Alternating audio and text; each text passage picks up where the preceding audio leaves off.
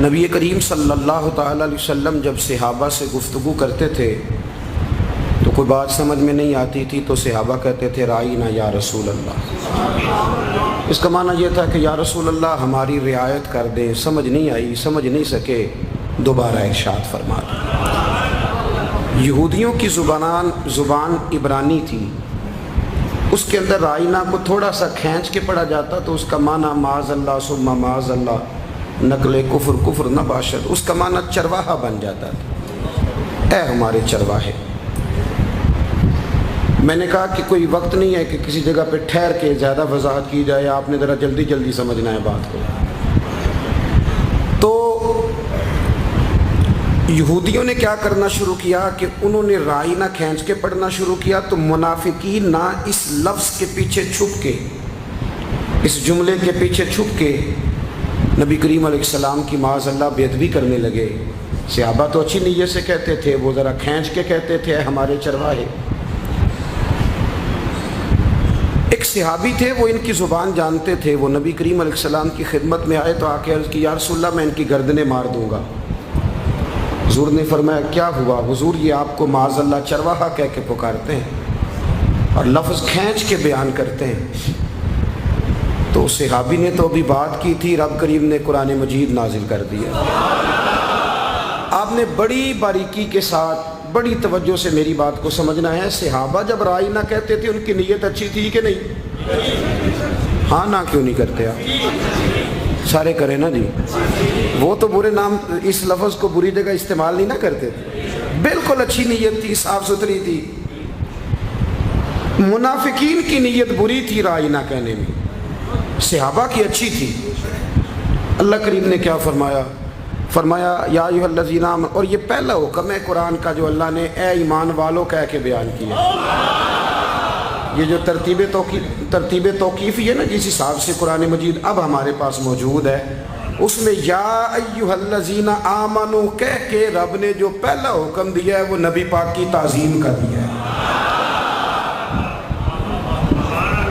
اب ارشاد کیا فرمایا گیا؟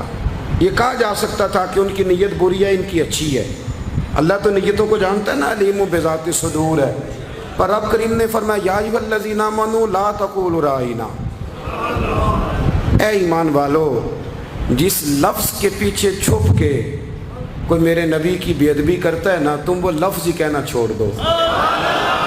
تو یا اللہ کیا کہیں؟ فرمایا وَقَهُ وَقُولُ انظُرْنَا، یا رسول اللہ ایک نظر کرم فرما دیں، تم یہ کہنا ہی چھوڑ دو رائینا، یہ لفظ کہنا۔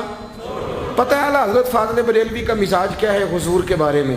اعلیٰ حضرت فرماتے ہیں کہ جس لفظ سے بے ادبی ہوتی ہو نا، جس جملے سے بے ادبی ہوتی ہو، وہ حضور کی بارگاہ میں نہیں کہنا۔ اور اگلی بات سنو، اعلیٰ حضرت اسی آیت کے تحت فرماتے ہیں کہ جس جملے سے شک بھی پڑتا ہو نا، کوئی نہیں سمجھ آئی آپ کو میری بات، یعنی شبہ بھی ہوتا ہو نا کہ بے ادبی ہو سکتی ہے۔ نبی کریم نے بکریاں چرائی ہیں اور حضور کو چرواہا کہنا جائز نہیں۔ اور قاضی اعجاز مالکی رحمۃ اللہ علیہ فرماتے ہیں کہ یہ تو کہا جا سکتا ہے کہ مدینے کی پاک مٹی حضور کے قدم چوم رہی تھی، کپڑوں کو لگ گئی تھی، پر یہ نہیں کہہ سکتے کہ نبی پاک کے کپڑے میلے ہیں۔ آپ سمجھے بات کو؟ بڑا ادب والا جملہ، ادب والا اعلیٰ حضرت نے ساری زندگی لفظ کملی والا نہیں کہا، کہنے لگے یہ حروف کے ترتیب کے لحاظ سے لفظ وزنی نہیں، میں نبی پاک کے لیے وہ والے لفظ ادا کروں گا جو وزن کے اعتبار سے بھی صحیح ثابت کرتے ہیں۔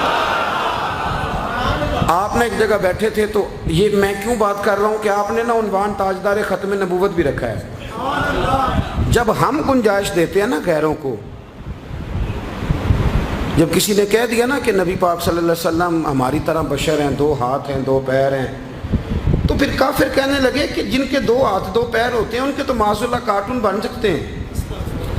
آپ کے وزیر اعظم کا کارٹون بنتا ہے کہ نہیں؟ صدر کا، اپوزیشن لیڈر کا، عام انسان ہے تو کارٹون بنیں گے تو کیا حرج ہے؟ اعلیٰ حضرت نے فرمایا نہیں، تمہیں غلطی لگ گئی ہے، وہ عام انسان نہیں ہیں، وہ تو نبیوں میں رسول افضل، رسولوں میں اولی العزم رسول افضل، اور فرمایا پھر سب سے اولا ہو اعلیٰ ہمارا اعلیٰ حضرت نے نا فرمایا وہ لفظ نہیں بولنا جس کے پیچھے چھپ کے کوئی. ایک صاحب اعلیٰ حضرت کے سامنے نا نعت پڑھ رہے تھے تو انہوں نے نعت کا شعر کہا کہ شان یوسف جو دبی وہ بھی اسی در پہ دبی. تو آپ فرمانے لگے تیرا کیا خیال ہے نبی پاک کسی کو دبانے آئے ہیں؟ تو کہنے لگا جی پھر آپ بتا دیں کیا شعر ہونا چاہیے. فرمایا شعر یہ پڑھو کہ شان یوسف جو بڑی وہ بھی اسی در سے بڑی. یہ تو آپ ناراض نہ ہوں تو یہ بہت سارے لوگ ہیں. میں نہیں کہتا آپ کبھی تفسیر پڑھ لیں. ایک تفسیر وہ ہے جو اہل محبت نے لکھی ہے, ایک سیرت وہ ہے جو اہل محبت نے لکھی, ایک سیرت وہ ہے جو ان لوگوں نے لکھی ہے جو کہتے ہیں دیوار کے پیچھے کا علم نہیں.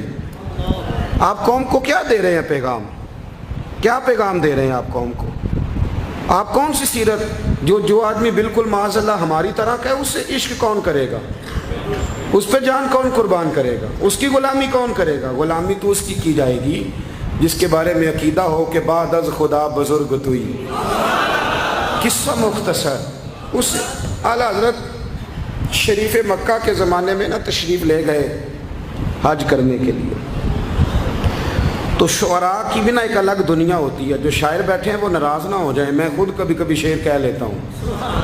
ان کی بھی داستانیں الگ ہوتی ہیں. یہ بھی بیچارے کئی دفعہ مہینہ نا ڈھب سے غسل نہیں کرتے اور گرمیوں میں بھی چادریں لے کے پھرتے ہیں. ناراض ہو گئے ہو نا؟ میں نے کہا کہ ہلکا پھلکا مجھے بھی دورہ پڑتا ہے اس لیے ناراض نہ ہونا. تو ان کی ایک الگ دنیا ہے, شعر و شاعری کی, صنف کی, حروف کی, ایک الگ ان کا بھی ایک مزاج ہے. ہر لحاظ سے الگ لوگ ہوتے ہیں نا. تو وہاں نا شریف مکہ کے زمانے میں حضور کے روضہ اطہر کے پاس نا شعر کہنے کے لیے بریلی شریف میں بھی بڑا ذوق ہے. ایک تو عام شعراء ہے نا جن کی میں نے بات کی, جو نعت کہنے والے شاعر ہیں وہ تو اکثر علماء ہیں, ان کا یہ سٹیٹس نہیں. بریلی شریف میں نا 23 صفر کو یا 24 صفر کو صبح ایک مصرع دیا جاتا ہے. اس مصرے پر شعر کہنے ہوتے ہیں اور مصرع اکثر اعلیٰ حضرت کا ہوتا ہے. یعنی ایک مصرع ایک دفعہ میں موجود تھا تو ایک مصرع دیا گیا تھا کہ میں مجرم ہوں آقا مجھے ساتھ لے لو. تو اس پر پھر سب شعراء نے کلام کہے. اب میں ادھر جانا نہیں چاہتا, وقت زیادہ لگ جائے گا, تو ادھر ہی رہنا چاہتا ہوں. تو شریف مکہ کے زمانے میں نا اعلیٰ حضرت رحمۃ اللہ تعالیٰ علیہ گئے ہوئے تھے مدینہ منورہ, تو وہاں شعر کہے جا رہے تھے. تو طریقہ یہ تھا کہ پہلے شعر کہے جاتے تھے عربی میں, پھر فارسی میں, پھر اردو میں.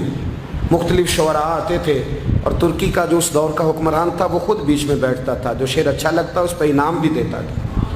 تو اردو شعراء کی جب باری آئی تو نبی کریم علیہ السلام کے روضہ اطہر کے سامنے نا 2 کھجوروں کے درخت تھے. کھجوروں کے 2 درخت تھے. تو اب شعر کہنا ہے. اس نے کہا جی یہ اس کو ذرا نا شاعری کی صنف میں بیان کرو, تخیل بیان کرو. تو بہت سارے شعراء نے شعر کہے. تو جو شعر سب سے زیادہ پسند کیا گیا وہ شعر یہ تھا کہ یوں ہے درخت حضرت والا کے سامنے کہ مجنو کھڑا ہے خیمہ لیلا کے سامنے. یہ شعر کہے گئے. 2 پرانی تصویریں دیکھیں گے تو آپ کو مل جائیں گے 2 کھجور کے درخت گنبد کے سامنے.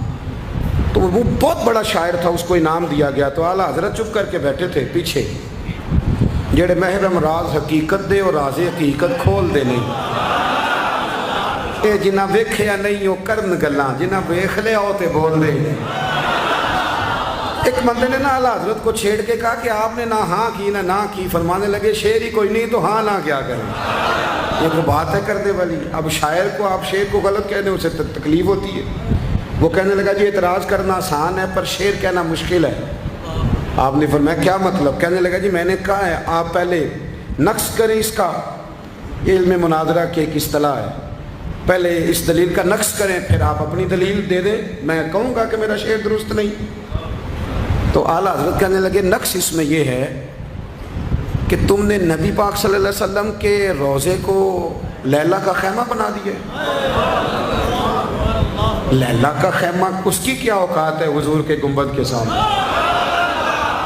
اور فرمایا مجنو کی کیا حیثیت ہے حضور کے عاشقوں کے سامنے؟ یہ کوئی تشبیہ ہے دینے والی؟ یہ تو نے کیا تشبیہ؟ کہنے لگا جی پھر آپ بتائیں.